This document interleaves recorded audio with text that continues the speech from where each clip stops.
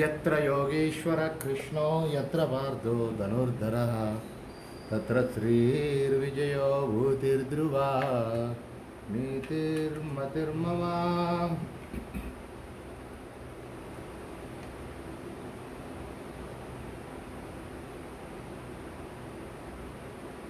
హరే కృష్ణ. ఇక్కడ ఇవి మనం గనక చూస్తే వీటిని మనము ఫ్యూజ్ అంటాం. ఇది కనపడుతుంది కదా, వీటిని మనం ఏమంటామంటే ఫ్యూజ్ అంటాం. ఏమంటాము? ఫ్యూజ్. ఈ ఫ్యూజ్ ఎందుకు ఉపయోగపడుతుంది అంటే మన సర్క్యూట్ని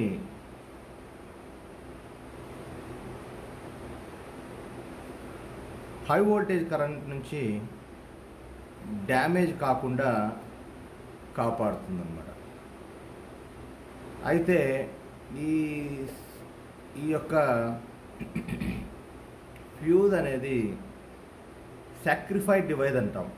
అంటే సాక్రిఫైస్ చేస్తుంది కాబట్టి తను సాక్రిఫైస్ చేసి మన పీసీబీని కాపాడుతుంది కాబట్టి దీన్ని సాక్రిఫైడ్ డివైస్ అంటాం. అయితే దీన్ని మనం టెస్ట్ చేయాలి అంటే కనుక ఇక్కడ చూసారా, ఇది మల్టీమీటర్.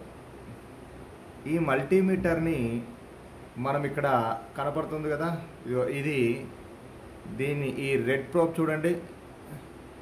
ఇక్కడ మనకు చూస్తే కనుక ఇక్కడ మనకు కనపడుతుంది కదా, ఇది బజర్ మోడ్ అంటాం. Buzzer mode. దీన్ని మనం బజర్ మోడ్లో పెట్టుకోవాలి. చూడండి, ఇక్కడ బజర్ మోడ్లో పెట్టాను. ఇక్కడ పెట్టాను చూడండి, బజర్ మోడ్లో పెట్టాను. ఎప్పుడైతే బజర్ మోడ్లో పెట్టామో బజర్ సౌండ్ వస్తుంది మనకి. ఈ విధంగా బజర్ సౌండ్ వస్తుంది.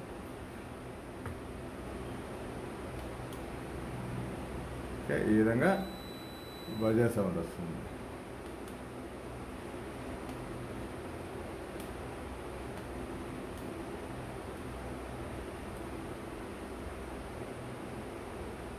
ఇక్కడ మల్టీమీటర్ని ఇదేమో రెడ్ ప్రోబ్ అంటే పాజిటివ్ ప్రోబ్, ఇదేమో బ్లాక్ ప్రోబ్. ఈ బ్లాక్ ప్రోబ్ని ఏమంటామంటే నెగిటివ్ ప్రోబ్ అంటాం. ఈ బ్లాక్ ప్రోబ్ ఎప్పుడు కూడా కామన్లో అమర్చాలి, కామన్ పాయింట్లో పెట్టాలి, అండ్ ఇది వోల్టేజ్ పాయింట్లో పెట్టాలి. ఇక్కడ చూడండి, మనం బోత్ అటు సైడ్ ఇటు సైడ్ చివర్లా ఇలా కనుక టచ్ చేస్తే మనకి బజర్ సౌండ్ రావాలి.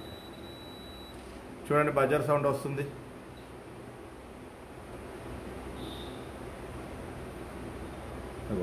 ఇట్లా పట్టేసుకొని చూడండి, బజర్ సౌండ్ వస్తుంది. ఇలా ఈ విధంగా మనకి బజర్ సౌండ్ రావాలి. ఈ విధంగా మనకి బజర్ సౌండ్ రావాలి. మనకి బజర్ సౌండ్ రాకపోయినా, లేదు కాలిపోయినా, నల్లగా అయినా ఈ ఫ్యూజ్ అనేది పని చేయనట్లే.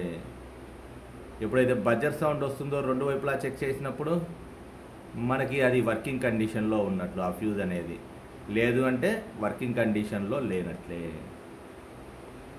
Hare Krishna. This is all about fuse.